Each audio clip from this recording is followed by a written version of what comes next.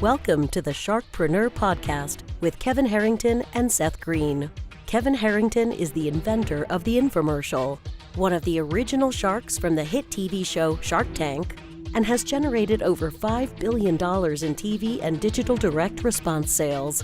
Seth Greene is the world's first trusted authority on cutting-edge direct response marketing, a best-selling author, and the only 3-time Marketer of the Year nominee. On the podcast, Kevin and Seth interview Sharkpreneurs who share straight talk on what it takes to explode your business. Welcome to the podcast. This is your host, Seth Greene. Today I have with me Diana Mae, who is a lifestyle entrepreneur and travels the world to coach entrepreneurs and corporate brands how to build their businesses properly. She's a business coach, real estate investor, and founder of a Dolls Mastermind, featured on the Huffington Post, Inc. magazine, TechCrunch, entrepreneur, and an international keynote speaker. In less than 10 months within her coaching business, she quickly built a $500,000 global brand through the power of social media, utilizing platforms such as Periscope, Facebook, Twitter, Instagram, and Snapchat. With her degree in finance and extensive background on Wall Street prior to her entrepreneur journey, Diana has helped raise over $200 million in seed funding for various startup companies. She leverages her experiences to facilitate several U.S. and U.K. corporations to position themselves as experts in the market. Diana, thank you so much for joining us today. Thank you so much, Seth, for having me. I really appreciate being here. Our pleasure. Let's go back in time a little bit. I know you weren't always a lifestyle entrepreneur and a guru. Where'd you grow up? So I actually grew up in New York City, and no, while I was not always a lifestyle entrepreneur, in my mind I was, right? But it was like, just how do I get there? What are the necessary steps in order for me to really create and design this lifestyle that I want, working with the best people in the industry? You grew up in New York City. What was your childhood like? In New York City. Interestingly enough, I grew up in the ghetto, like the ghetto Bronx, right? Bronx area. So it's like I would have to, I go to sleep hearing like cars being broken into, a lot of like gunshot violence and stuff like that. So, you know, when you are raised in sort of that environment, there's only two outcomes that come from it, right? So it's either one, you just fall back into that cycle, or two, you really work your tail feather out so that that cycle breaks for you for that next generation. So, you know, I chose to stick with the latter. Excellent choice. We're very glad you did. Before becoming a lifestyle guru, you had a Wall Street background. Talk about that. I do, yeah. So I decided to go into finance and economics. And the reason why I said that I was so passionate about it is because my parents went into bankruptcy twice, right? So being in this really difficult neighborhood and then seeing them in financial crisis, it really got me, something triggered inside of me was like, I really need to understand finance, right? Even just personal finance one-on-one. And the deeper that I was able to delve into it, I was like, wow, it's really fascinating how all of this affects us on a global scale. So when I was in school for finance, you know, I finished my degree, and then I went into MBA. I'm an MBA dropout because while I was going for my MBA, I had a hedge fund reach out to me, and they're like, listen, we're starting, you know, our hedge fund, and we really want you to onboard with us.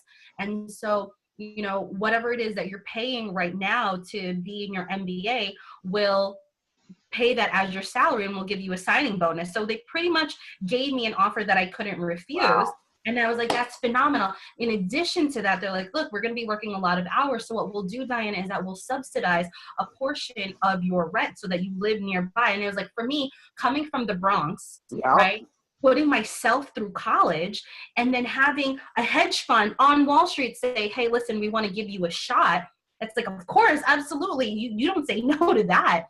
And so I started as an executive assistant supporting these serial entrepreneurs and these executives. And from that role, it was quickly able to accelerate to me now being investor relations and helping our sophisticated investors with their portfolio, really understanding the market and real estate, and, you know, being exposed to those number of people. That's when I quickly realized, okay, it's my turn now. It's my time to be an entrepreneur and really make that difference in the market.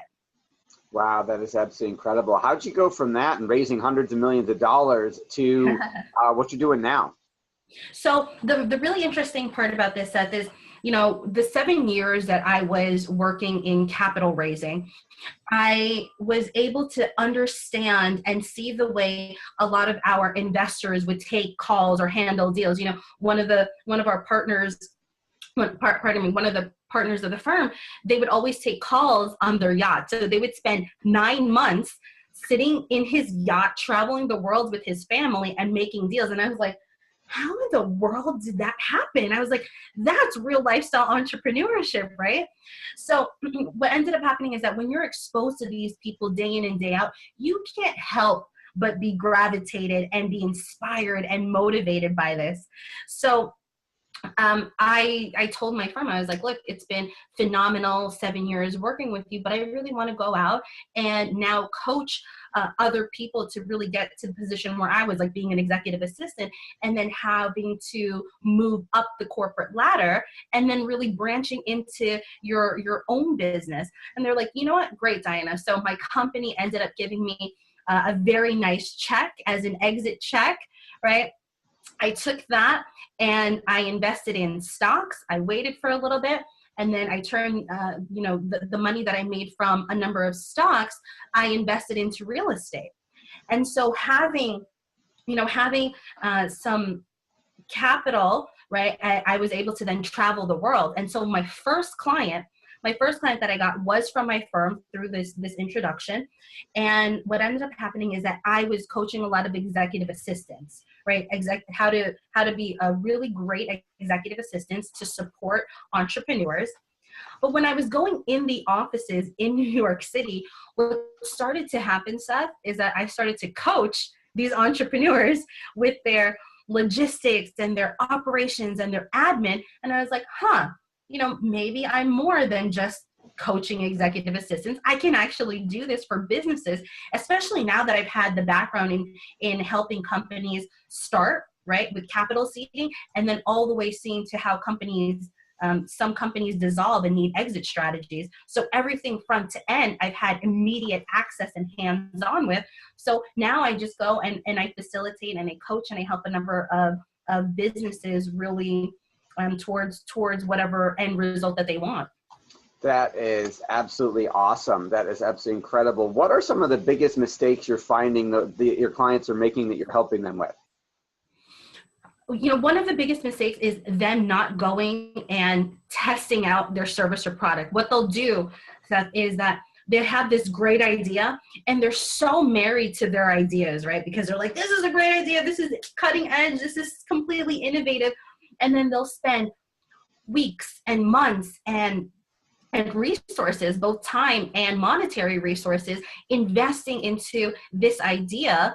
And then when they think, oh, now we're ready, right, to introduce it into the marketplace, no one's buying and all they hear is crickets. And it's because they haven't validated or substantiated their idea yet. They're just sitting, kind of behind the scenes and thinking this is going to work because this is what we think is going to work. So they don't do the proper due diligence and they don't ask for advice. So, I think those are the two really big pitfalls that a lot of people should be avoiding. Absolutely. What do you find? I mean, you've had success in multiple different areas and you've had such an amazing journey. What do you attribute your success to? I really attribute my success 100% through just forever being a student of business, right? Because I never think that I know it all, regardless of how many clients I have in various industries, in tech, in finance, in healthcare, in government, in coaching as well. I know that there's so much out there that I still have yet to learn. So with that, humbling mindset, every single conversation that I go into or every single email or blog or whatever it is that I'm reading, I always go into it, I'm learning something today. I don't know what that is yet, but I know that I'm learning something today that I can really incorporate into my business, into my next sales pitch, into when I'm meeting investors, right? So It's just being able to have that thirst for knowledge and knowing when I can leverage other people's experiences and successes and downfalls. That is, I mean, that is really interesting. What would you say? I mean, you've worked with so many amazing companies.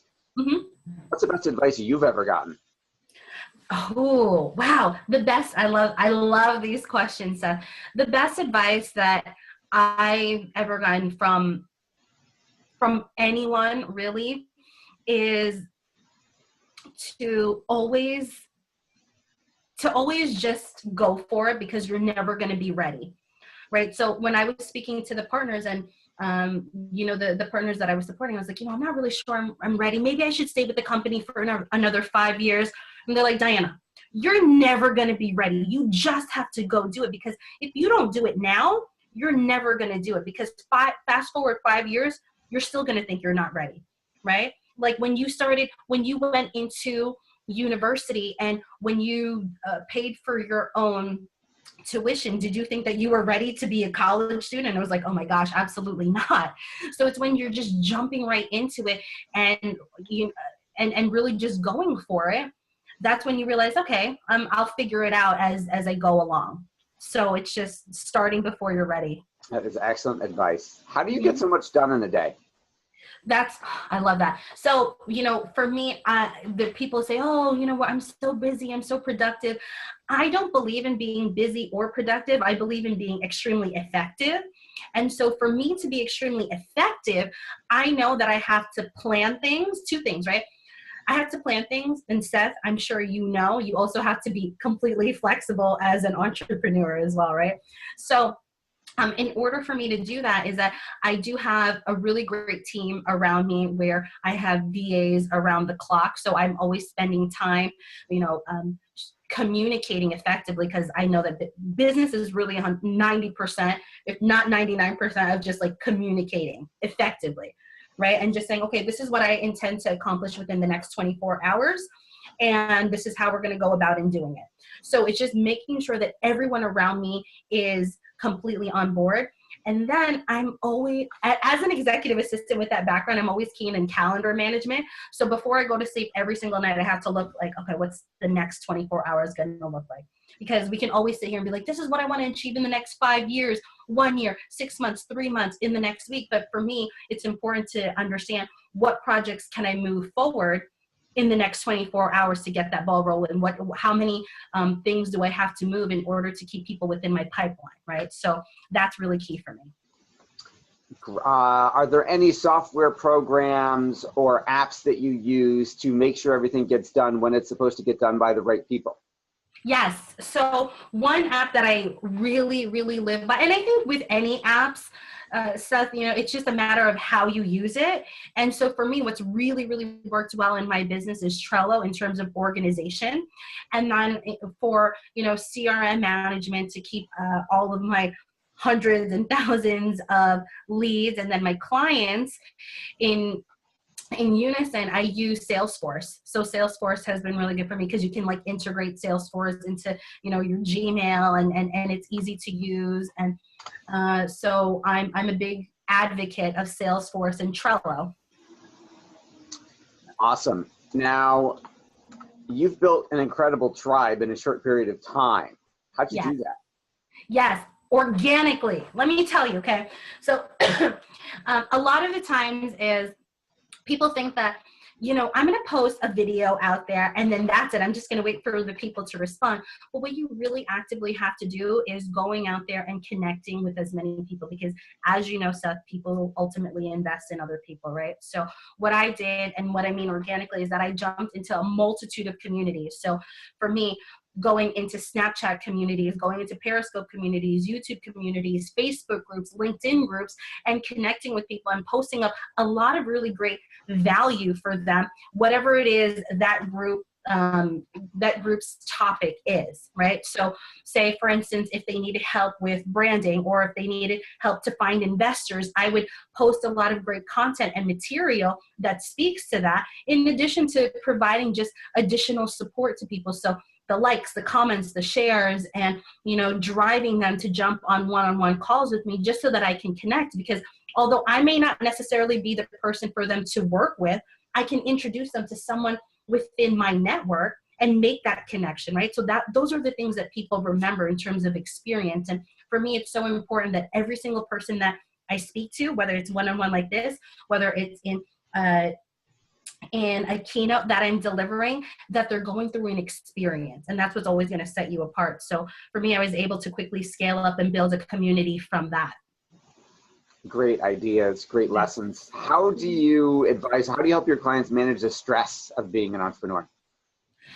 Really, it comes down to just talking about it. Because oftentimes, they're like, oh, they're constantly on the go, but they're running on E, right? They're like running on this empty gas. So it's like, okay, you have to actually stop for a second, right?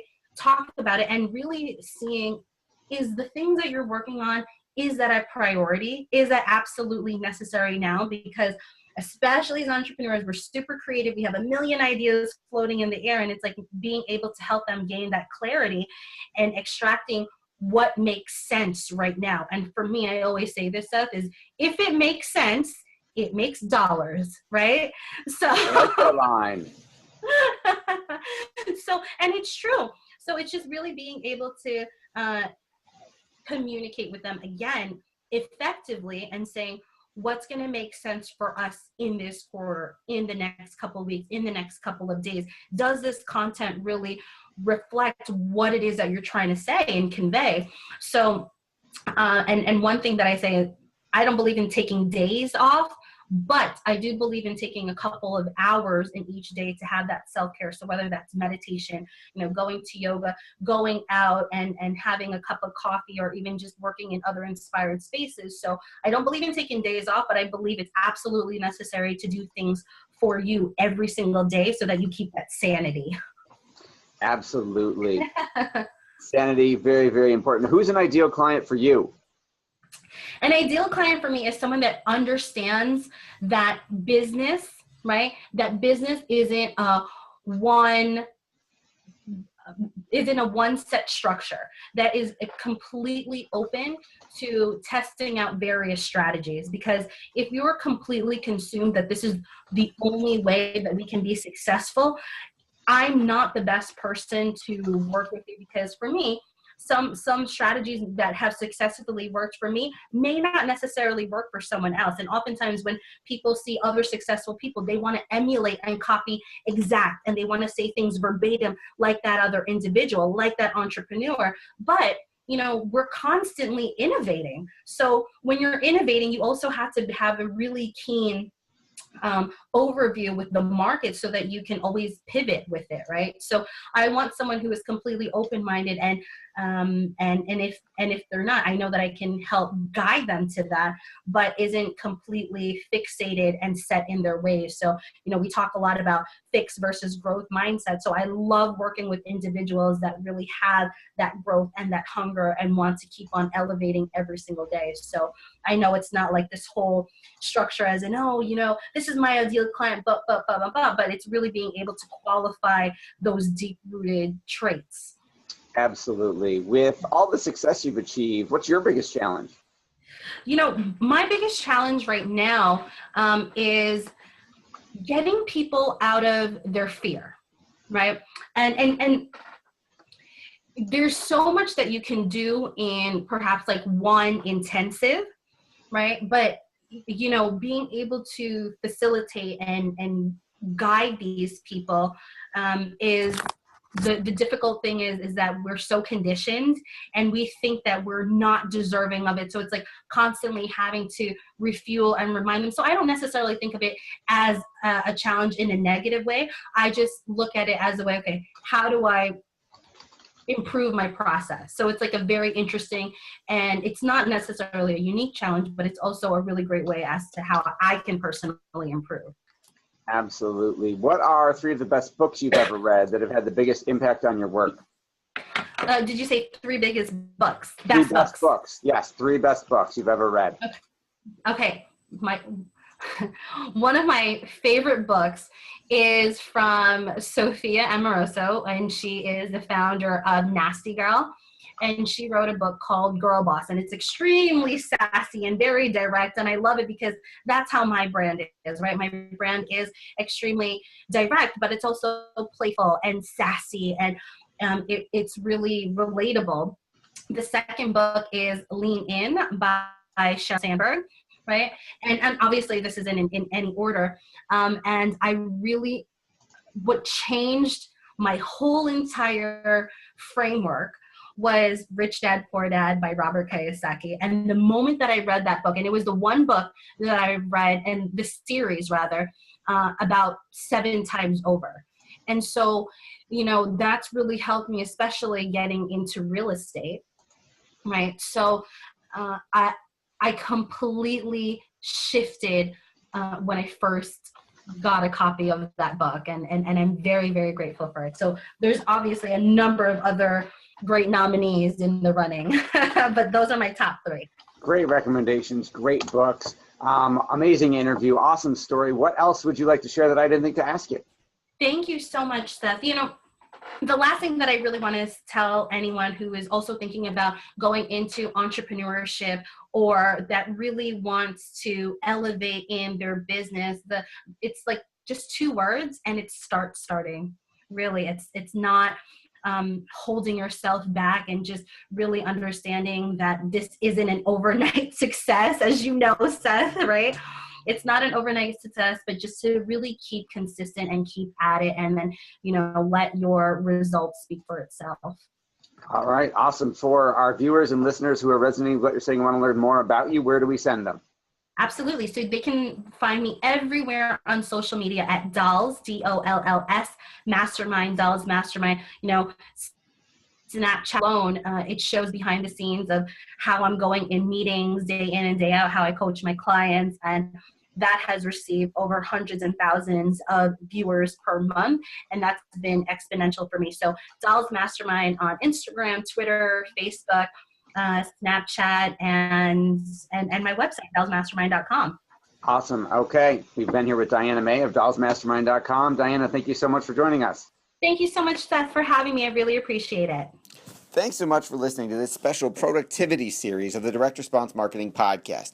I've interviewed hundreds of the most successful entrepreneurs, thought leaders, and CEOs all over the world, and I want to share with you one of the biggest ways I've discovered to triple your productivity that I've learned from these amazing people. Even better, I'll pay you $500 to test drive it.